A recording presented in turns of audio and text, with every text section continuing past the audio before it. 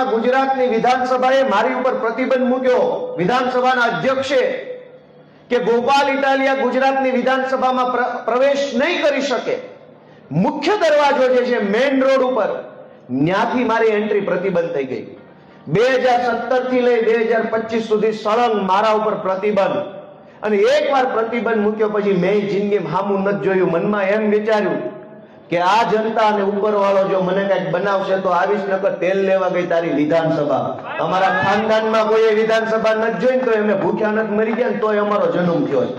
તો નહીં જોવી તોય અમારા છોકરાય થાય ને એના છોકરાય થાય ને મોજથી રહે. પણ એને પ્રતિબંધ મૂક્યો મારી ઉપર. પ્રતિબંધ મૂક્યો એ સત્તાની તાકાતથી પ્રતિબંધ મૂક્યો. સત્તામાં એ તાકાત છે કે 3 થી 4 લીટી લખે અને ગોપાલ ઇટાલિયા અંદર ન આવી શકે. પણ સત્તાની તાકાત મોટી તાકાત નથી. જનતાએ નિર્ણય લખ્યો કે ગોપાલ ઇટાલિયા વિધાનસભામાં જાશે.